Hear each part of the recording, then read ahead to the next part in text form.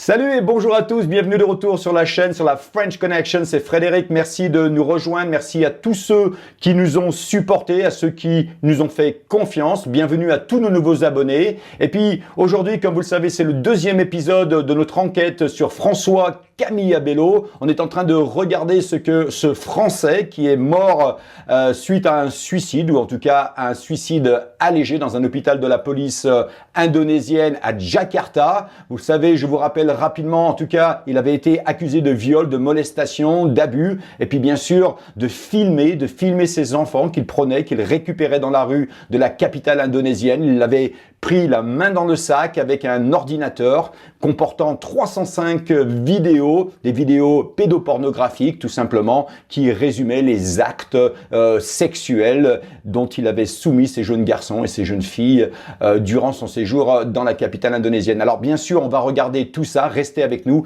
c'est parti. Alors juste avant de rentrer dans cette enquête, de rentrer dans le vif du sujet, j'aimerais vous donner un chiffre. C'est le chiffre qui est donné par le réseau global international tout simplement de la lutte contre le trafic. C'est une organisation qui s'appelle ECPAT qui nous donne les chiffres et ils nous disent que 70 000 enfants sont abusés sexuellement, souffrent de l'exploitation sexuelle sur le territoire indonésien par an. C'est alarmant. Bien sûr, on doit se poser des questions et je comprends pourquoi ils avaient paradé Abello. Je pense qu'ils ont beaucoup, en tout cas, à s'expliquer et à expliquer à la communauté internationale comment on arrive à des chiffres pareils. Voilà, sans plus tarder, rentrons directement, en tout cas, dans l'enquête, voir ce qui s'est passé et on va dérouler. Alors, on va commencer par la chronologie de l'arrestation de François Camille Abello. C'est important de comprendre dans quel cadre il a été arrêté. Nous avons enquêté, nous avons lu les rapports de police, nous avons posé des questions. Et ce que nous sommes rendus compte, c'est que Abello, en fait, était sous enquête. Il était, en fait, investigué depuis 3 mois précédant son arrestation dans la capitale indonésienne. Alors, la police, tout simplement, voulait un petit peu comprendre son motus operandi, voulait comprendre s'il y avait des locaux, en tout cas, des Indonésiens impliqués dans ce trafic sexuel d'enfants, dans cet abus sexuel, dans ce réseau de pédopornographie. Ils ont enquêté pendant 3 mois, beaucoup de témoignages, des témoignages tout simplement de voisins, des gens qui résidaient près de l'hôtel où Abello restait. Alors, on va regarder tout ça. C'est intéressant de savoir que Abello est rentré sur le territoire indonésien. La dernière fois qu'il y est rentré, c'était fin novembre, début décembre 2019. Il y est rentré pour une période de 3 mois. Il va y rester encore 3 mois, il va tout simplement avoir une extension de visa et puis là, il va se faire bloquer par tout simplement la pandémie coronavirus où il n'aura pas d'autre choix tout simplement que de rester à Jakarta puisqu'il y avait des restrictions de vol. Comme vous le savez tous, beaucoup de gens, beaucoup de Français malheureusement se sont retrouvés à l'étranger, bloqués en attendant de pouvoir rentrer et d'être rapatriés au pays. D'ailleurs, quand ils ont arrêté Abello, nous savons que son visa était déjà bien dépassé. Alors, qu'est-ce qu'il a fait? On a bien sûr regardé un petit peu qu'est-ce qu'il a fait pendant 9 mois, puisqu'il y était tout simplement pendant le mois de décembre 2019 et il est arrêté au mois de juillet 2020. Donc, on sait qu'il était dans 3 hôtels différents. La police a retracé tout simplement son parcours. Au début, ils l'ont trouvé, et d'ailleurs jusqu'à la fin, ils l'ont trouvé dans la même zone, dans la même région de la capitale indonésienne. Abello, on dirait qu'il s'était concentré sur la partie ouest de Jakarta, où il va rester dans un premier hôtel, un hôtel qui s'appelle l'Olympic Hotel. Il va y rester 3 mois. Et puis, comme tout bon prédateur, tout simplement, je pense que dès qu'il sentait qu'il était un peu grillé, qu'il était tout simplement repéré, il bougeait sur une autre zone. Et on va le retrouver 3 mois plus tard dans un autre hôtel, le Luminor Hotel, toujours dans l'ouest de Jakarta. Il va y rester 3 mois de nouveau. Et puis là, comme je vous le disais, donc le 6 avril 2020, il devait repartir. D'ailleurs, dans les évidences qui sont fournies par la police, on voit très bien qu'il y avait un ticket de retour pour Abello, pour que Abello rentre à Paris, donc un vol de retour entre Jakarta et Paris. Alors, il va être, comme je vous le disais, bloqué dans la capitale et il va aller sur un 3e hôtel. C'est cet hôtel-là où Abello se fera arrêter et cet hôtel-là s'appelle le Princeton Park Hotel. Donc le Princeton Park Hotel. Voilà, je pense que je le prononce bien. En tout cas, je vous mets quelques photos. Ce qui est important de savoir, en tout cas, c'est que là, dans la chambre 435, c'est là qu'il va être pris la main dans le sac avec 2 gamines, dont une dénudée. Et c'est là que l'enquête vraiment et l'interrogatoire va commencer. Ils vont récupérer les évidences. Et puis, bien sûr, François Camille Abello va tout simplement être transféré à un centre de détention prévisoire de la police à Jakarta. Alors bien sûr, François Camille Abello est transféré, les détectives restent derrière pour simplement récupérer un certain montant d'évidence. Les premières choses qui vont émerger, c'est un laptop. Comme je vous le disais, ils vont récupérer 305 vidéos d'abus. Où il va vraiment prendre avantage de ces gamins et de ces gamines. Et puis, le reste, ça va être des vêtements. Et on va retrouver des vêtements neufs que Abello achèterait pour ses victimes, tout simplement pour les préparer pour le photoshoot, tout simplement pour la partie vidéo. Le reste, ça sera des petits gadgets, des gadgets sexuels, des dildos, etc. Et puis, un certain nombre de caméras, ce qu'on appelle des micro-caméras qui étaient placées dans différents endroits de la chambre d'hôtel d'Abello. C'est marrant d'ailleurs, puisque ça nous rappellera Jeffrey Epstein, le roi de la micro-caméra, des caméras de très très bonne qualité. Et bien sûr, tout cela, ça fait encore beaucoup plus sens quand nous savons que François Camille Abello était le propriétaire d'un magasin dans la périphérie de Paris, à la rue Bagnolet, un magasin qui tout simplement est spécialisé dans le domaine de la photo, de la vidéo professionnelle. Il y avait même un studio. On va en reparler tout de suite. Alors les premiers résultats de l'enquête se sont concentrés en tout cas sur les victimes. La police indonésienne voulait tout simplement savoir qui étaient ces victimes. Ils ont voulu les identifier à travers les vidéos qui avaient été capturées donc lors de l'arrestation de François Abello dans sa chambre sur l'ordinateur. Ils vont trouver un certain nombre de visages d'enfants et ils vont en identifier 17. Ce sont tous des enfants de la rue, donc des enfants bien sûr vulnérables qui n'ont pas eu, je dirais, un départ assez agréable dans la vie. Et bien sûr, les prédateurs, on le sait, on l'a vu avec Brunel et avec beaucoup d'autres prédateurs, des pédophiles tout simplement, prendre en tout cas un certain intérêt à des gens qui sont beaucoup plus vulnérables. Ils ne viennent pas de bonnes familles, ce ne sont pas des enfants qui sont super éduqués et bien sûr ce sont des enfants très pauvres. Ça rend bien sûr encore l'acte encore beaucoup plus dégueulasse. Alors pour ceux qui n'ont pas vu la première vidéo, un recap en quelques secondes. François Camille Abello donc va être trouvé inconscient dans sa cellule. Après qu'ils l'ont paradé devant les médias nationaux et internationaux, ils vont le trouver avec un câble électrique autour du cou dans sa cellule. L'enquête nous expliquera que tout simplement Abello était monté sur le petit pot de toilette qu'ils ont dans la cellule. Il avait, avec sa grande taille, eu la possibilité d'accéder à des câbles électriques. Il s'en était mis un autour du cou et il s'était jeté dans l'air. Les gardes vont le trouver, vont le transférer à un hôpital de la police où il va être réanimé. Ils vont même le stabiliser. Et puis, 2 jours plus tard, Abello est annoncé mort.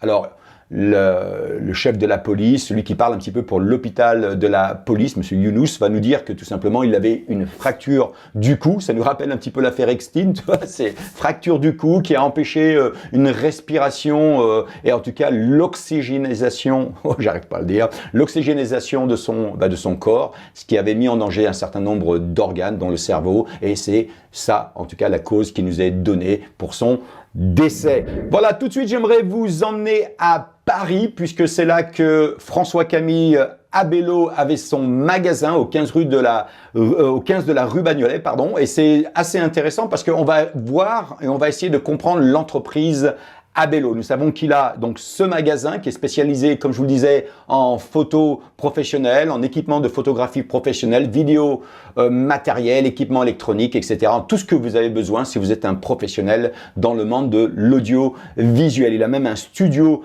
privé. Donc on va sur Paris, on regarde un petit peu très rapidement sur Internet à qui appartient ce magasin. Ce magasin qui agit sous le nom de Photobest, en fait, appartient à une entreprise qui s'appelle AFMD, c'est une entreprise qui appartenait à Abello. Elle existe depuis un bon petit bout de temps. Ce qui est important de savoir, c'est que dès le 29 juillet 2020, donc très peu de temps après la mort de Abello, on voit un changement de situation et on voit une certaine Marielle Deslandes qui va prendre tout simplement la gérance de ce magasin. Donc on doit se poser des questions, on doit un petit peu revenir sur l'historique de cette compagnie, comprendre ce qu'elle fait, quels étaient les gens impliqués depuis le début dans cette entreprise. Alors bien sûr, en regardant les documents d'enregistrement, c'est-à-dire une entreprise est enregistrée, elle a un certain nombre de documents, elle a un certain nombre d'informations qui vous permettent tout simplement de savoir quels sont les associés, quels sont les gérants et depuis combien de temps. C'est ce qu'on a fait. On a retrouvé ce document et vous le voyez d'ailleurs, je le mets ici, en 2005, vous voyez que c'est une histoire de famille. Vous avez François Abello, Michel Abello, vous avez Michel Deslandes et vous avez Marielle Deslandes. Alors Marielle Deslandes, nous pensons que c'était la petite amie de longtemps de François Camille Abello et nous pensons, c'est encore un petit peu flou, c'est que la famille Abello, vous allez voir que c'est assez compliqué, mais on pense que Michel Abello serait tout simplement la sœur de Marielle Abello. En tout cas, ce que j'aimerais faire maintenant tout de suite, sans plus tarder, c'est de vous amener sur leur site internet, puisqu'ils ont en effet un site internet. Donc, plongeons-nous dedans, regardons le nombre d'informations que nous pouvons trouver. Est-ce que ça va nous donner, en tout cas, des pistes? Restez avec nous, on plonge tout de suite dans le site internet de Photobest. Voilà donc de retour avec François-Camille Abello, son magasin Photobest, 15 rue de Bagnolet, la compagnie AFMD. On part tout de suite sur Google Maps, donc ça vous permet de visualiser son magasin. On va zoomer un peu, on va se rendre compte que donc il est en effet spécialisé dans la vente d'éclairage de photos et de vidéos, certainement à un public professionnel. Il a bel et bien donc un studio en location vidéo, comme vous pouvez voir. On est bien au 15 rue Bagnolet. Il a son Vidéobest, c'est son site tout simplement en ligne. Vous pouvez acheter les produits en ligne. Il a un store, ce qu'on appelle. Et puis, peut-être qu'on pourrait remarquer la petite image de cette gamine, tout simplement, qui, c'est assez bizarre, qui est devant la porte d'entrée avec une petite échelle. Je pense que je pourrais zoomer un peu plus. Voilà, ça vous permet d'avoir une meilleure idée. On ne va pas s'attarder là-dessus. C'est assez bizarre, en tout cas, qu'on met une photo comme ça à l'entrée d'un magasin. J'y emmènerai pas ma gamine, ça c'est sûr.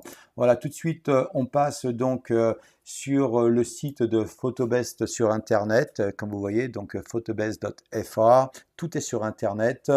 Comme je vous disais, donc il a bien un studio d'enregistrement. Vous pouvez voir ça beaucoup plus en précision avec ces photos-là. Ce qu'on avait essayé de faire, donc, c'est de regarder les points de contact pour l'entreprise. Donc, Photobest, 15 rue de Bagnolet. Ce qui nous avait intéressé, c'est qu'il avait une adresse email. Au lieu que ça soit donc contact@photobest.fr ou photobest.com, on a photobest@nerim.net. Ce qui nous a intéressé, c'est de voir un petit peu pourquoi, quelle était en tout cas l'entreprise qui servait d'hébergement pour le site. On est allé sur Nerim. On s'est rendu compte que Nerim, en tout cas, est spécialisé dans différents services, dont un qui est le serveur dédié. Donc, on n'accuse pas Nerim de quoi que ce soit, bien sûr. C'est simplement que eux fournissent le service, un service qui permet tout simplement à François-Camille Abello d'avoir d'administrer son serveur à distance. Pour quelqu'un qui passe beaucoup de temps à Jakarta, c'est assez intéressant parce que ça lui permet de vraiment contrôler à distance son serveur, de pouvoir télécharger et rajouter du software, de pouvoir tout simplement aussi donner l'autorisation dans un vacuum, si vous voulez, à un certain nombre de personnes à distance, de pouvoir accéder à tout ce qui a été chargé ou téléchargé sur le serveur. Tout ça, c'est fait pas sur le cloud, c'est fait d'une manière privée et ça permet en tout cas d'être très discret. Et plus important, bien sûr, ça permet d'éviter à François-Camille Abello de traverser les frontières entre la France et Jakarta et vice-versa avec tout simplement du hard drive externe qui lui tout simplement, en tout cas, qui l'exposerait lors de ces traversées de frontières. Voilà, je reviens tout de suite sur le magasin. Ce qui est intéressant, petit aussi, c'est que, alors je reviens sur la page centrale, 2 petites secondes. Page centrale, ça nous permet de visualiser la deuxième partie du site, c'est-à-dire le site en ligne. Là, vous pouvez acheter les équipements. Ça s'appelle Vidéobest. Et là, c'est assez intéressant parce que Vidéobest, comme vous voyez, la petite photo d'un espion et on voit qu'ils sont spécialisés donc en caméra et micro-espionnage. Et bien sûr, si on se rappelle de l'enquête qui avait été menée par les détectives à Jakarta, on sait qu'ils utilisaient beaucoup de ces petites caméras ce qu'on appelle des mini-caméras. Donc ça vous donne tout simplement du film de très très haute qualité. Le seul avantage, c'est que vous pouvez cacher ces caméras. Ça nous rappelle aussi Epstein, qui était un grand utilisateur de cette petite caméra discrète, cachée, qu'on pouvait mettre dans l'ensemble des pièces. Lui, il le faisait à Manhattan, à El Brio, certainement en tout cas à Little St. James, sur son île privée, et bien sûr au Zorro Ranch, le Zorro Ranch qui nous intéresse énormément récemment. Alors Abelo, bien sûr, petit espion comme il était, il avait des caméras de partout, que ce soit sur ses lunettes, sur ses stylos, sa montre, j'en passe, et des meilleurs. Peut-être un détail peut-être intéressant à mentionner, c'est qu'il faisait des livraisons rapides, mais aussi discrètes. Alors pourquoi discrètes? Certainement parce que les clients ne veulent pas que les autres sachent, peut-être certainement pas que les voisins sachent qu'une compagnie vient installer des petites caméras discrètes dans leur appartement, comme Epstein le faisait. Alors, ça pourrait expliquer. En tout cas, voilà, simplement, qu'est-ce qu'on a d'autre? Alors, ce qu'on a d'autre, c'est aussi une liste de clients. Vous voyez, ils nous ont fait confiance, donc on peut aller sur leur site et Abelo, en tout cas, veut nous montrer avec qui ils travaillent. Alors, c'est assez intéressant. La liste, d'ailleurs, vous voyez, elle est assez exhaustive, elle est assez longue. Et dans cette liste, on y trouve vraiment différents genres. On voit des entreprises très connues, on voit des gens dans le monde de la mode, on voit des gens dans le domaine de la réalisation photographique, dans le domaine aussi du film.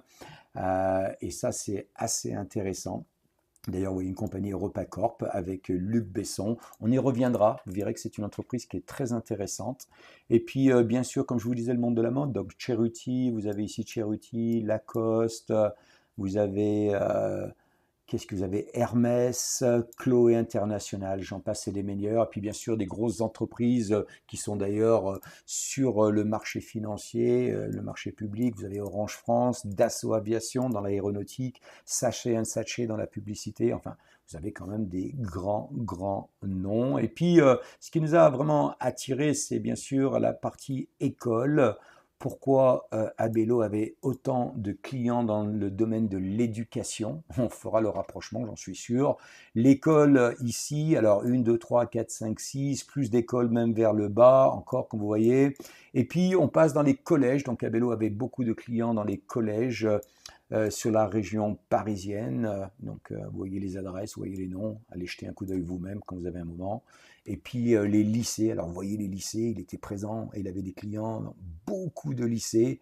Très clairement, je crois, ce qu'on peut en déduire en tout cas, c'est que Abelo avait une connexion dans le domaine de l'éducation. Ce qui est inquiétant pour nous en tant qu'enquêteurs, c'est de savoir quelqu'un qui est vendeur de micro-caméras, qui peut mettre des petites caméras inaperçues dans toutes ces écoles. Est-ce qu'on ne pourrait pas se poser la question si François-Camille Abelo était en tout cas en train de placer et à placer, voire même des petites caméras dans toutes ces écoles, dans tous ces lycées, et avec l'Internet et la possibilité Wi-Fi de ces caméras, de pouvoir tout simplement avoir et regarder toutes ces écoles, ce qui y passe, et avoir un accès direct à ces enfants. Ce qui est assez bizarre d'ailleurs avec tous ces pédophiles en général, c'est qu'ils se trouvent toujours dans un domaine d'activité qui leur permet l'accès aux enfants. Et là, dans ce cas-là, on voit bien que ça se vérifie bien. Voilà, on pourra en dire beaucoup plus. Moi, je vous invite tout simplement à aller sur le site vous-même si vous êtes intéressé dans cette affaire. Regardez ce qu'il faisait. Faites vos propres déductions. En tout cas, nos déductions, on l'a fait. C'est très clair. Ça me paraît vraiment difficile de penser que tous ces gens-là qui travaillait avec François-Camille Abelo, c'est-à-dire Marielle Deslandes et toute la clique, n'étaient pas au courant de ce qui ici passait. La seule chose que je vous dirais, c'est que ça faisait beaucoup de compagnies, on a regardé beaucoup de ces compagnies, et que dans ces compagnies-là, on a retrouvé beaucoup de photographes qui ont des intérêts dans les enfants, qui photographient des bébés dans des positions érotiques. Enfin, c'est de surprise en surprise, ça passerait des heures en tout cas, ça nous prendrait des heures, pardon, à faire vraiment le tour de toutes ces entreprises et vous montrer ce que ces gens font. Alors bien sûr, toutes ces entreprises-là ne sont pas complices de François Abelo, on est bien d'accord. Beaucoup de ces entreprises d'ailleurs n'existent plus pour un certain nombre d'entre elles.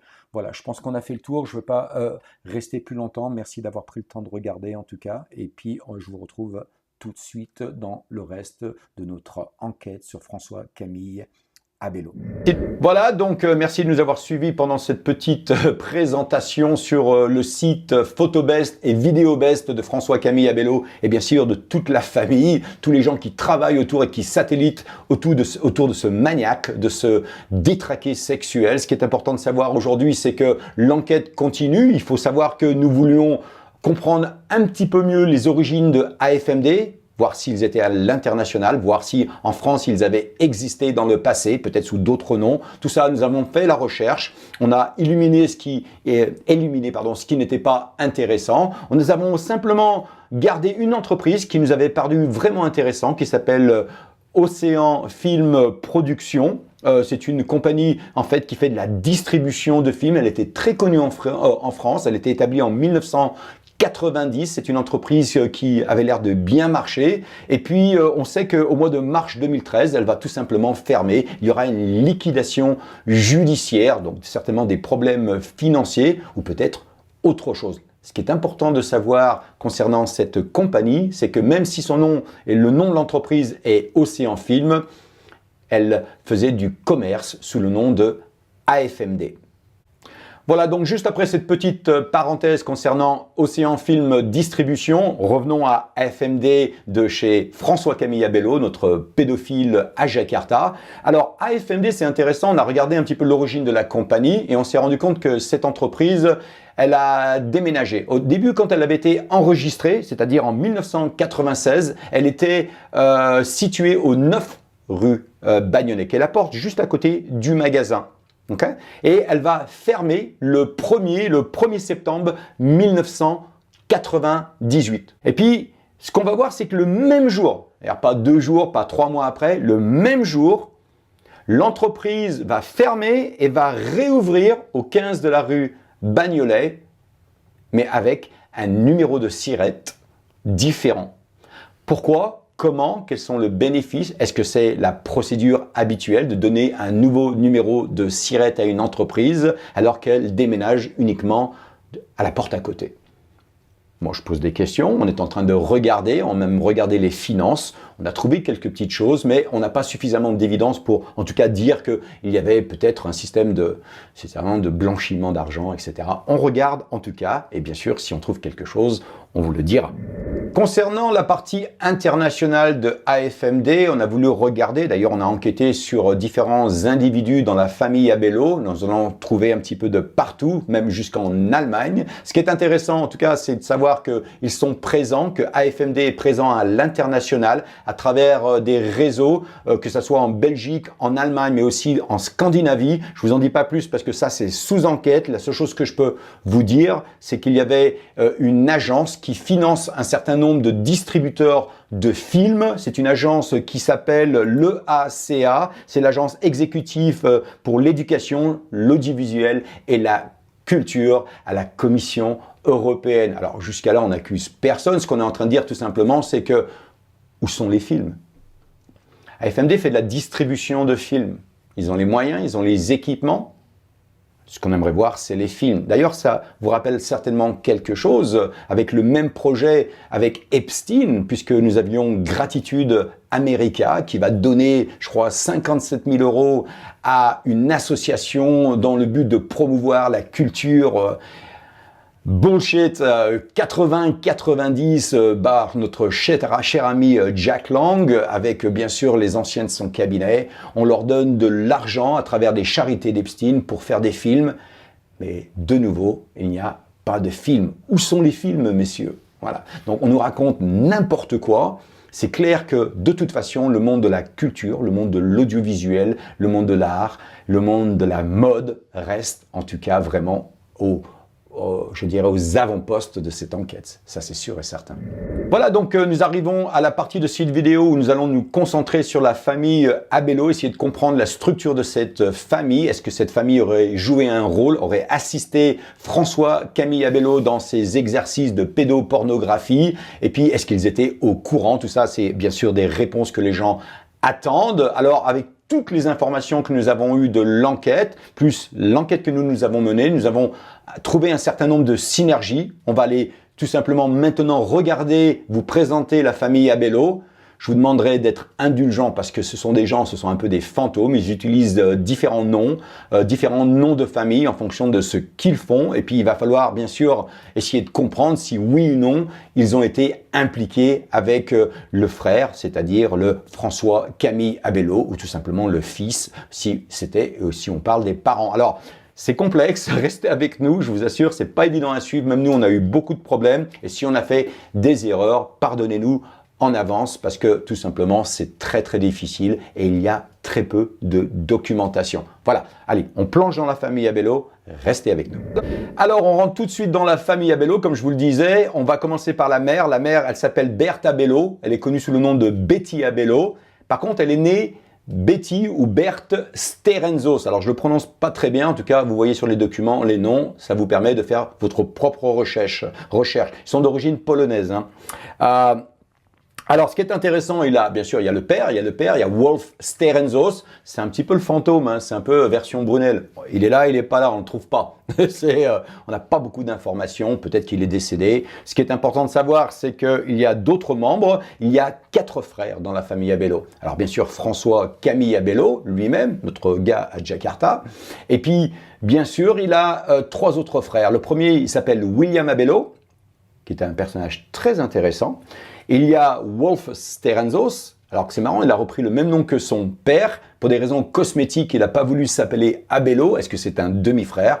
On ne le sait pas. En tout cas, il fait partie de la famille Abello, ça c'est sûr. Et puis le 4e, c'est un personnage qui s'appelle Michel Abello. Il est marié à une certaine Catherine Abello. On les a regardés d'ailleurs, on en parlera peut-être un petit peu plus tard. La seule chose que je peux vous dire, c'est qu'ils avaient une compagnie qui s'appelle Aqua 2A. C'était une entreprise qui faisait qui donnait des cours de plongée. Ils avaient une très grande fosse d'ailleurs dans le centre de Paris pour ceux qui étaient intéressés à plonger assez profondément. Une des plus grandes fosses françaises.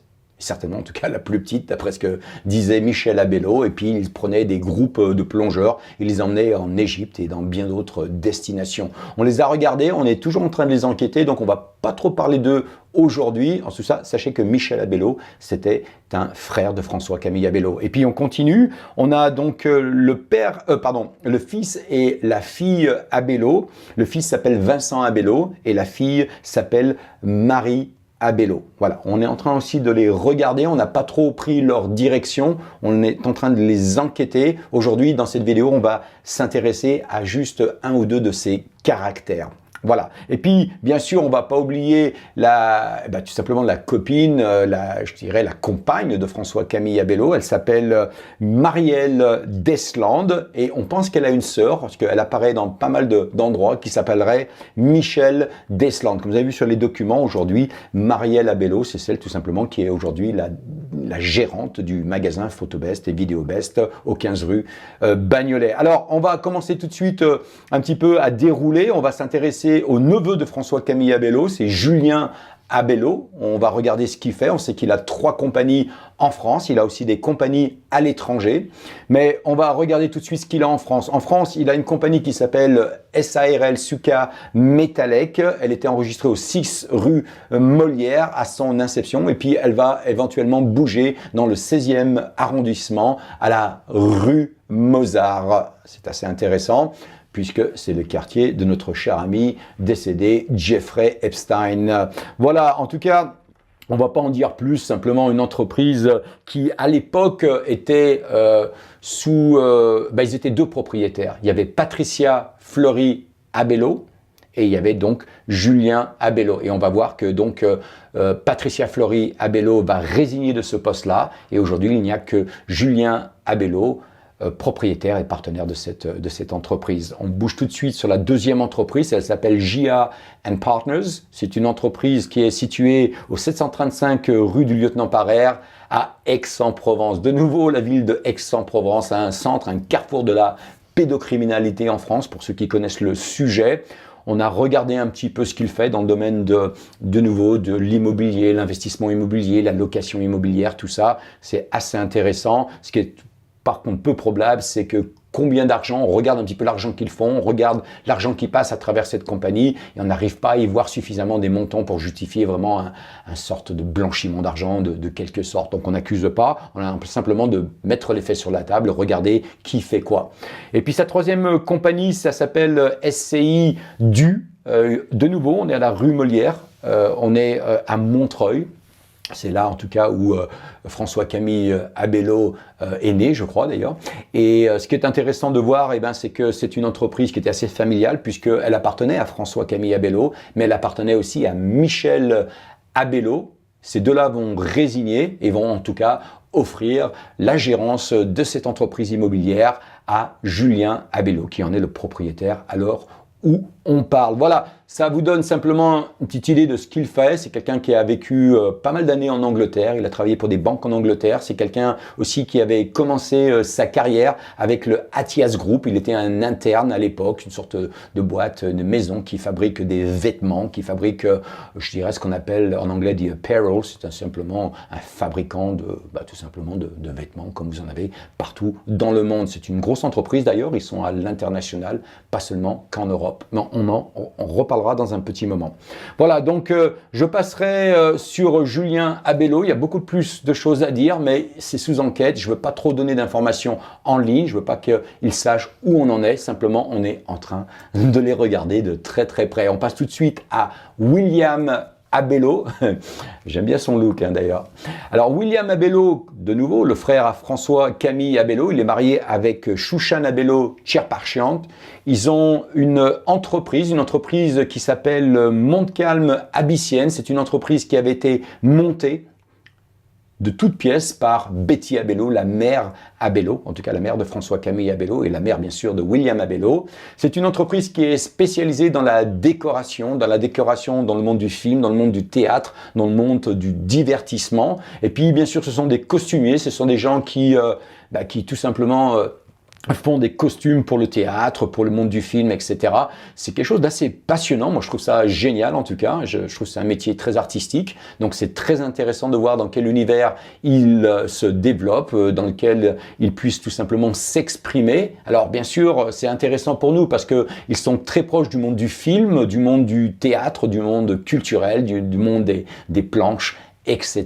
Donc, bien sûr, en sachant ce que le frère fait à Jakarta dans le domaine du film, ça a quand même une certaine connotation, en tout cas un certain point d'intérêt. Alors, ce qui est assez marrant, peut-être ça vous fera sourire, j'aime pas normalement faire des relations entre ce que j'enquête et les films qui sont apparus à Hollywood, mais là c'est vrai que ça m'avait interpellé avec le fameux Eyes Wide Shut de comment il s'appelle, Tom Cruise et Nicole Kidman, un film assez intéressant qui nous permet tout simplement de voir dans une des scènes que Tom Cruise va se rendre dans un petit magasin où justement il va interpeller un Russe qui est costumier, qui fait un certain nombre de costumes, d'habits, de galas, peut-être pour des fêtes, des célébrations, des déguisements. En tout cas, c'est un peu lugubre et c'est assez marrant parce que dans cette scène-là, on le voit derrière un canapé en train d'abuser une petite gamine. Alors c'est vrai qu'on ne va pas dire que Julien Abello était en train d'abuser des gamines dans son shop, c'est pas ce que je suis en train de dire, simplement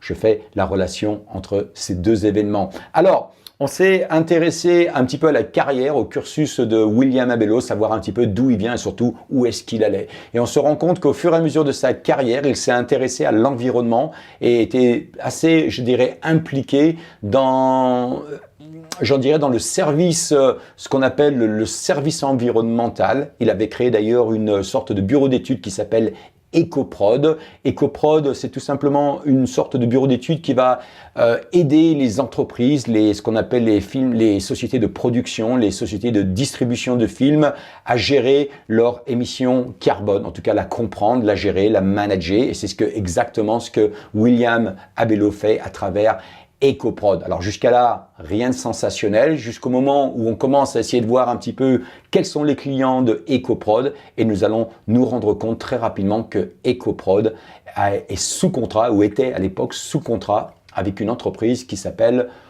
EuropaCorp. Vous vous rappelez EuropaCorp, François-Camille Abello, liste des clients? Je vous avais dit, on y reviendrait. Allez, on va jeter un coup d'œil dans tout ça un petit peu plus en profondeur. Alors comme je vous le disais, on va s'intéresser à EuropaCorp. C'est une entreprise qui est très connue dans le monde de la distribution du film et dans la production du film. Ils avaient d'ailleurs créé des studios à Paris, des studios qui avaient un petit peu rencontré des difficultés financières, tout simplement à avoir des gens venir les louer, les utiliser. Ils avaient vu très grand. D'ailleurs, ce qui est assez marrant, c'est qu'on va voir des gens qui vont venir les aider lors de l'ouverture de ce site. On va en reparler un petit peu. Simplement au départ, je dois vous dire donc qui sont les fondateurs de EuropaCorp. D'un côté, on a Christophe Lambert. Christophe Lambert et sa famille, ses fils, vont être derrière cette société. Et puis, on aura de l'autre côté notre grand cinéaste français, Luc Besson. Alors Luc Besson, c'est un caractère assez incroyable puisqu'il a été traîné dans la boue en beaucoup d'occasions concernant simplement son rapport avec la gente féminine. Il a été accusé à multiples reprises d'avoir tout simplement violé, abusé, harassé des gamines, des actrices sur des sets en tout cas, et c'est quelqu'un qui malheureusement a un petit peu pris cette réputation dans le monde du cinéma mais aussi à l'extérieur d'un petit peu quelqu'un qui aime tout simplement les filles et il les aime relativement jeunes. Alors c'est quelqu'un, si je veux pas mettre le mot dessus, mais quelque part je devrais parce que c'est quelqu'un qui a une réputation en France, les Français le savent, de pédophile. Alors moi je dirais allégué pédophile. Pour l'instant, il n'a pas été il n'a jamais été écroué, on l'a jamais arrêté pour ce genre de choses-là. Il a été sous enquête à plusieurs reprises par le parquet de Paris. Ils sont en train, en tout cas, de le regarder de nouveau, puisque quand je filme aujourd'hui cette vidéo, un nouvel article est sorti sur la presse française, donc la presse internationale a certainement dû le reprendre, en expliquant que de nouveau, des anciennes plaintes qui avaient été faites à l'encontre de monsieur Luc Besson sont ressorties. Alors, il y a deux choses qui sont intéressantes, à part le fait que c'est quelqu'un qui a qui a embrassé cette culture d'abus dans le domaine du cinéma, en tout cas d'une manière alléguée pour l'instant. C'est aussi le fait très important pour nous dans notre enquête de pouvoir le lier avec quelqu'un qui est lié directement avec Jeffrey Epstein. Et les gens qui connaissent en tout cas Luc Besson sachent qu'un de ses plus grands fans, un de ses plus grands supporters, un ami très proche de Luc Besson, ce n'est personne d'autre que monsieur Jack Lang. Voilà donc un premier lien en tout cas dans l'affaire Abello, peut-être un lien indirect, mais un lien en tout cas très proche, puisque les chances que le frère d'Abello en 2011 va recevoir un contrat de Luc Besson et de Christophe Lambert à travers EuropaCorp, en sachant les liens très étroits que Jack Lang a avec Luc Besson. Je vais vous donner un exemple de liens très étroits d'ailleurs. Les liens très étroits, on les avait vus lors du lancement de la Cité du cinéma de Luc Besson à Saint-Denis. Il y avait beaucoup de peine à remplir les locaux. Ils avaient créé un parc en tout cas qui permettait donc la production, la distribution de films. Ils avaient beaucoup de mal à récupérer de la clientèle. Luc Besson avait investi énormément d'argent, de l'argent personnel.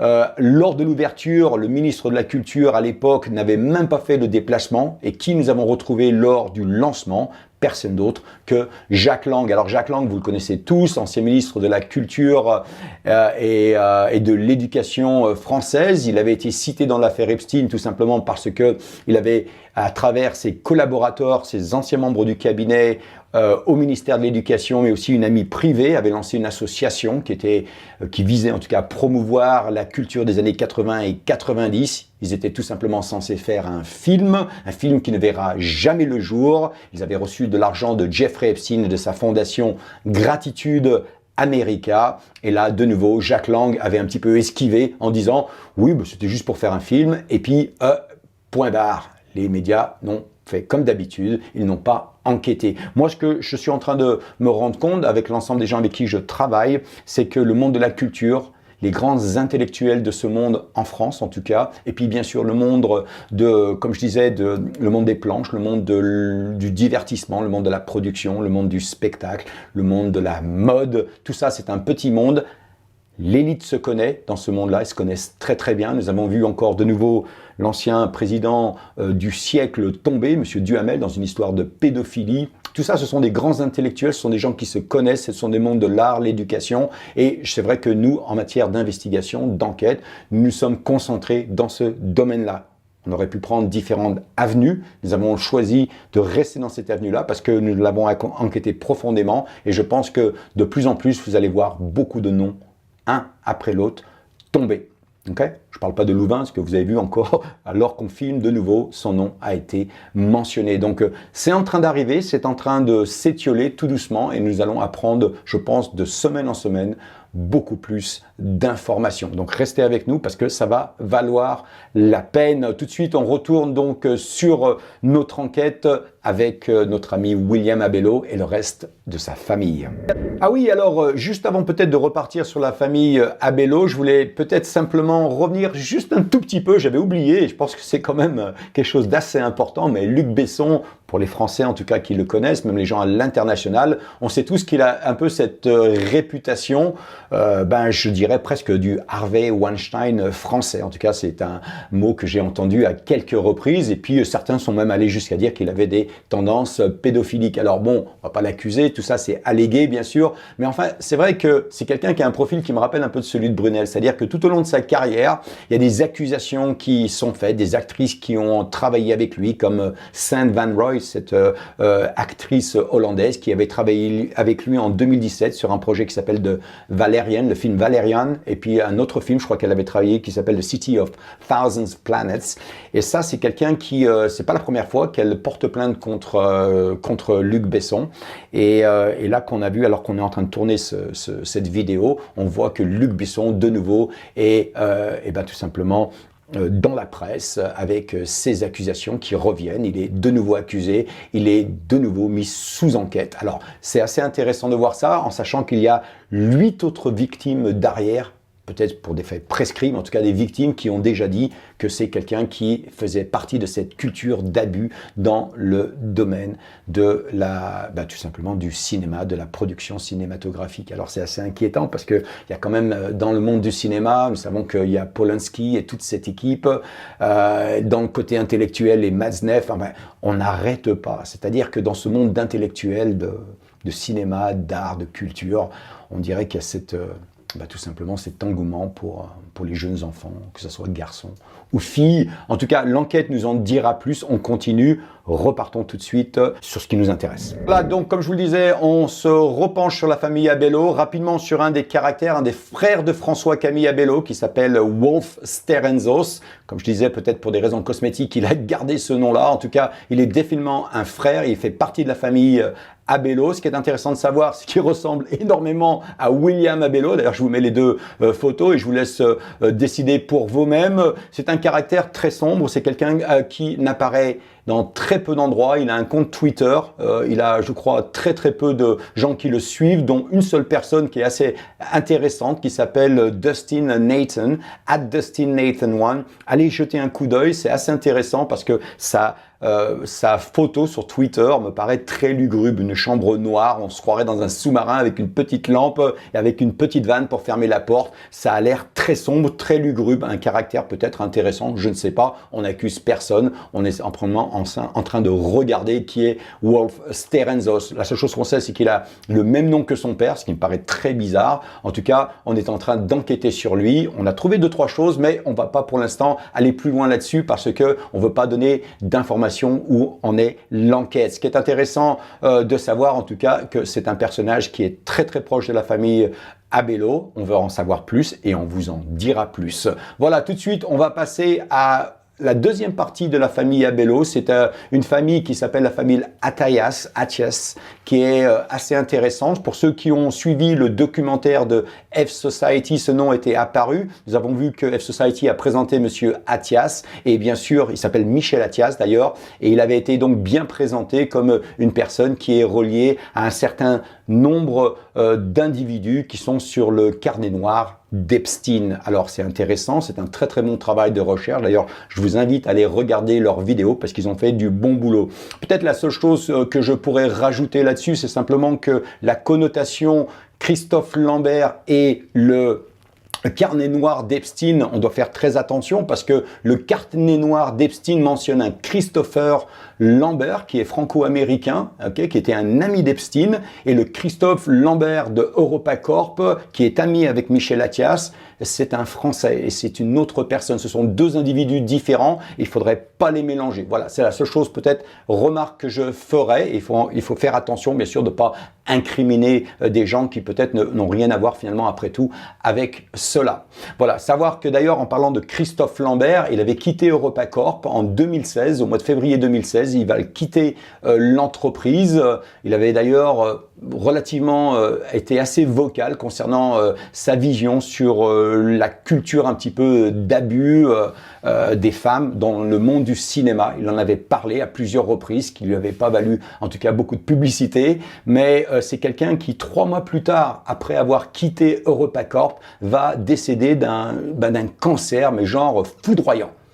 Alors, de quoi il est mort? Pourquoi il est mort? Est-ce qu'il était déjà malade? Est-ce que c'est la raison pour laquelle il avait quitté EuropaCorp pour être avec ses enfants, peut-être? Je crois qu'ils sont au Liechtenstein ou en Belgique, si je me rappelle bien. Et puis, ce qui est intéressant, bien sûr, c'est de se poser des questions. Est-ce qu'il est parti tout simplement parce qu'il y avait des problèmes financiers? Ou tout simplement, est-ce qu'il est parti et qu'il s'était rendu compte que quelque chose se passait à travers cette société de production, cette société de distribution, et que certainement, en tout cas, quelque chose qu'il ne trouvait pas acceptable. La question, elle est en l'air, elle est posée. S'il y a des gens qui ont des informations, bien sûr, partagez-les avec nous. Voilà, je prends cette opportunité aussi pour ajouter que lors de notre enquête dans le domaine de la mode, puisqu'on suivait l'affaire Brunel, bien sûr, on avait enquêté. D'ailleurs, on avait fait une vidéo sur Gérald Marie concernant un petit peu, bien sûr, toutes les accusations dont il a subi récemment. On savait qu'il était très proche de Jean-Luc Brunel à travers leur relation avec Paris Planning. Il y avait Haddad, il y avait Brunel, il y avait Gérald Marie. Nous savons qu'aussi que Epstein voulait ouvrir une sorte de partenariat avec Elite Group pour faire une agence de mannequins. Lui, il avait utilisé le nom de E-Management ou E-Management en français. C'est une sorte de partenariat dont Jean-Luc Brunel était un petit peu l'homme du milieu, celui qui avait introduit Elite à Jeffrey Epstein, et l'interlocuteur à l'époque était certainement Gérald Marie. D'ailleurs, c'est quelque chose dont les gens n'ont jamais parlé, puisqu'il est très très clair que Gérald Marie connaissait Jeffrey Epstein. Peut-être la seule chose que je voudrais vous dire, c'est que pendant cette enquête, c'est là que nous avons en tout cas connu le nom de Michel Attias pour la première fois. Je parlais avec quelques journalistes en France qui eux-mêmes aussi connaissaient le nom de Michel Attias. Donc c'est pas quelqu'un qui est inconnu, c'est quelqu'un qui tout simplement était le partenaire de Gérald Marie. C'est quelqu'un qui était tout simplement avait été mis en avant lors d'un projet de Elite Group. Il faut savoir que Elite Group avait différentes branches et une des branches s'appelait Elite Model Fashion. Elite Model Fashion, c'est tout simplement la partie confection. C'est là où Elite va essayer de vendre tout simplement des habits. Ils avaient eu un projet avec Gérald Marie de lancer une nouvelle gamme de produits jeunes, de produits sportifs pour des jeunes filles qui voulaient ressembler à Naomi Campbell et compagnie. Ils voulaient tout simplement lancer cette nouvelle gamme non seulement à Paris, mais aussi dans le monde entier. C'est là qu'ils avaient fait appel à Michel Attias avec son entreprise, le Attias Group, Portugal, qui fabrique des vêtements non seulement au Portugal, en Europe, mais ils ont des usines dans le monde entier et aussi plus particulièrement en Asie. Voilà, c'est tout ce que je dirais là-dessus parce que c'est pas la direction que notre enquête, en tout cas, va prendre. C'est un caractère intéressant. Nous allons laisser F-Society s'en occuper. Nous, ce qui nous intéresse, c'est le monde de la culture, de la mode, de l'art et du divertissement, du entertainment, parce que je pense que c'est là qu'il y a vraiment beaucoup de choses qui s'y passent. Voilà, donc nous arrivons vers la fin de cette vidéo. Un petit récap simplement. Donc, comme je vous le disais, François-Camille Abello qui nous semble en tout cas faire partie d'un réseau de distribution de films pédopornographiques. Ça, c'est clair et net. Il en avait les moyens, il en avait la connaissance, il avait les équipements et plus particulièrement, en tout cas, il avait ce réseau dans sa famille qui lui permet de pouvoir accéder au monde du cinéma, que ce soit à travers la distribution, la production, les contacts, les connexions. À qui vendait-il ses produits? À qui vendait-il ses vidéos? Tout ça, c'est ce que l'enquête normalement indonésienne devrait révéler. J'ai très peu d'espoir là-dessus. Comme je vous ai dit, les chiffres de 70 000 enfants abusés sexuellement sur le territoire indonésien chaque année nous fait bien comprendre qu'il y a peu d'efforts qui est fait en tout cas pour stopper ce genre de réseau. J'espère que ça changera. J'espère que nos amis indonésiens, les enquêteurs indépendants indonésiens, dont un m'a contacté d'ailleurs, sont très intéressés à faire du bruit et à en tout cas échanger les informations. Donc ça peut être intéressant, ça va débloquer sur d'autres choses. Ce que je dirais tout simplement, c'est qu'aujourd'hui, il y a certainement dans ce monde culturel, dans ce monde de divertissement, de cinéma, etc., une culture d'abus qui y règne. Il faut que ça s'arrête. Il faut que nos politiciens, il faut que nos juristes tout simplement s'en mêlent, punissent ces gens-là une bonne fois et pour toutes, fassent un bon exemple de ces gens-là pour que enfin, que nos enfants peuvent aller vivre leurs rêves, peuvent aller être acteurs, devenir mannequins professionnels sans subir l'assaut constant de ces prédateurs. Voilà, simplement, juste pour vous tenir au courant, récemment, j'ai interviewé un des anciens directeurs de Karine Models MMG aux États-Unis, une personne qui a travaillé très longtemps avec Jean-Luc Brunel. Nous savons que Karine Models MMG était donc à New York, à Miami, mais aussi en Ukraine. Elle m'a donné énormément d'informations. C'est une personne, je ne donnerai pas le nom, parce qu'elle veut rester anonyme, et c'est son droit. Moi, je vous dis de toute façon à très bientôt. Restez avec nous. On enquête encore sur Abello. Il y a beaucoup de choses qui vont sortir, mais on le fait doucement et on le fait calmement. Parce que ce qui est important aujourd'hui, c'est de ne pas se lancer dans toutes les directions, c'est de prendre une direction et de la poursuivre. Je vous remercie de nous m'avoir suivis. Je vous remercie pour votre fidélité. Je vous remercie pour vos encouragements. Si vous avez des commentaires, en tout cas, ne m'insultez pas, vous n'avez pas besoin de le faire, vous pouvez simplement le faire gentiment, vous pouvez le faire, vous pouvez être en désaccord avec moi, la seule chose que je vous demande, c'est simplement d'être correct. Si vous ne l'êtes pas, je ne vous laisserai pas commenter sur ma chaîne. Et puis, je vous dis à très bientôt, je vous remercie, ciao.